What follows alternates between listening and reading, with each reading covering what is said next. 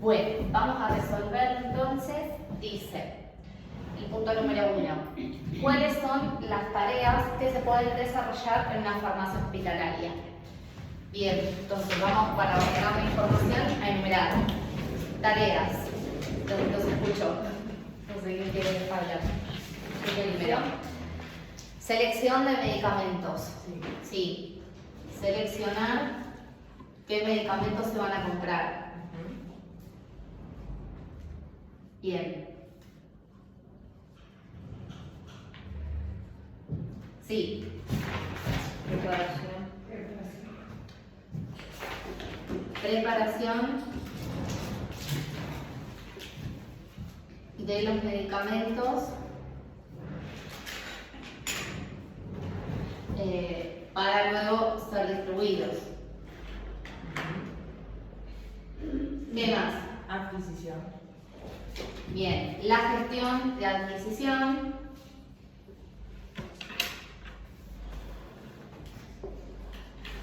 De los medicamentos necesarios para el hospital. Control. Bien. Al momento cuando llega, recepción y control de la medicación.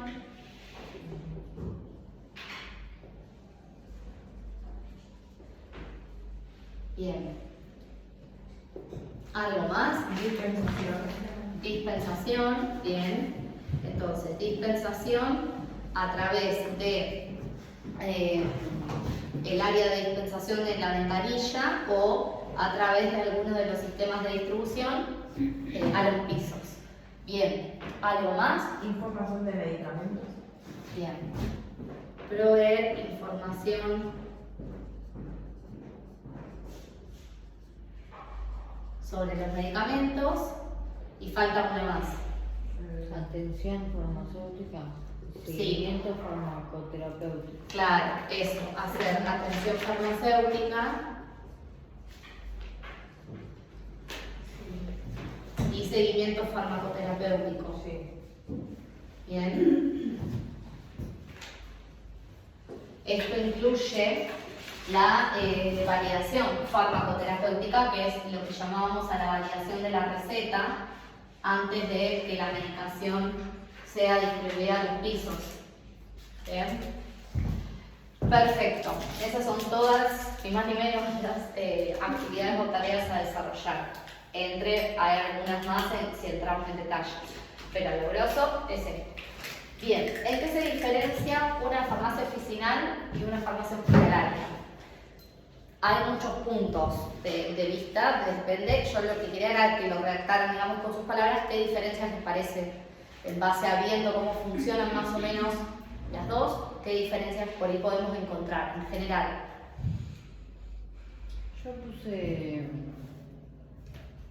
que se diferencia una hospitalaria de una oficinal en cuanto a la organización y dispensación para no cometer errores. Sí. Como que tienen más controlado todo. Claro, sí, es verdad, que era un poco lo que decíamos recién. Sí, el riesgo por ahí al error, o las consecuencias de que haya un error por ahí son más graves, por el sentido de que los pacientes requieren medicamentos que no son, incluso los medicamentos que se manejan en los hospitales no son los mismos que se utilizan o que se dispensan en una oficina de farmacia. Entonces esa podría ser una diferencia en el tipo de medicación, que hay medicamentos que se consiguen y que son propios de hospital y que no se dispensan en una oficina de farmacia. Esa sería una diferencia. Otra diferencia, por ejemplo, sería al público. O sea, la farmacia hospitalaria funciona y atiende y distribuye medicamentos para pacientes que se atienden en ese hospital. En cambio, la farmacia oficinal está abierta a todo el público, el cual consigue sus medicamentos pagando un costo, a diferencia de los pacientes en los hospitales, donde pueden conseguir sin costo la medicación, ya que la salud pública es pública y es gratuita. Bien, esas serían principales diferencias. A la hora del manejo del trabajo, sí, hay una diferencia en cuanto al control y la protocolización de todos los pasos y las tareas a realizar. Está como muy normalizado, muy normatizado todo en lo que es hospital. Bien, y bueno, manejan o sea, lo que llamamos dispensación, para ellos incluye no solo la atención al mostrador, sino hacer toda la distribución a través de los carros para los diferentes pisos. Lo mismo que la validación farmacoterapéutica. No solo tienen que validar una receta, que es una receta igual que les puede llegar, que le puede aparecer en la oficina de farmacia, pero además de eso, además de validar esa receta, tienen que hacer esta validación farmacoterapéutica teniendo en cuenta el historial clínico del paciente. Entonces involucra otros conocimientos además y otra integración de todo un poco más complejo, por así decir. Pero bien. La 3. ¿Cuáles son los sistemas de dispensación o distribución que pueden existir en la farmacia hospitalaria y en qué consiste cada uno de ellos? Había 3 sistemas de dispensación. El primero era... ¿Habría de dispensación? Dispensación de stock. Claro, la dispensación por reposición de stock a la enfermería. Ese es el primero, en el cual se hacen los botiquines, ¿sí? Que se arman botiquines con un stock fijo de medicamentos. ¿Se acuerdan que era el primero? Los botiquines con un stock fijo, que se hace un botiquín por piso. Entonces se arma ese stock, el cual debe ser controlado por enfermeros, por médicos y por los mismos farmacéuticos y revisado periódicamente. Ese botiquín de stock, el servicio de enfermería, cuando se está por acabar, pide que se reponga y bueno, se vuelve a cargar ese stock.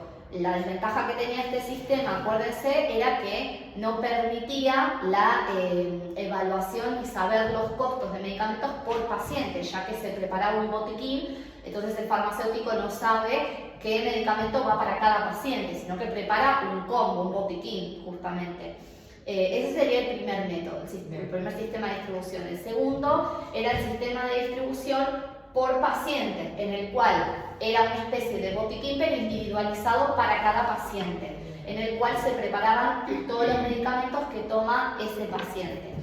Y el tercero es el de dosis unitaria, en el cual se utilizan los carros y se prepara solo por día la medicación individualizada para cada paciente, pero es por dosis unitaria, o sea, solo la dosis diaria de ese día. No se prepara como en el segundo, que es un paquete que incluye medicación para más días, sino que es por dosis unitaria por día.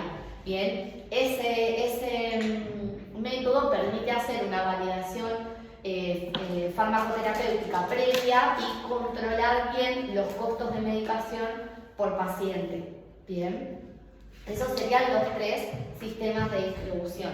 Bien. ¿Qué es la Comisión de Farmacia Terapéutica y cuáles son sus funciones?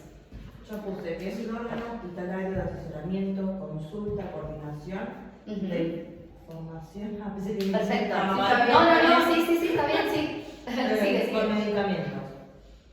Compuesto por farmacéuticos, médicos, enfermeros. Perfecto. Buenas funciones. Perfecto. ¿Y cuáles son las funciones que tiene? Seleccionar fármacos disponibles para pacientes ingresados y ambulatorios.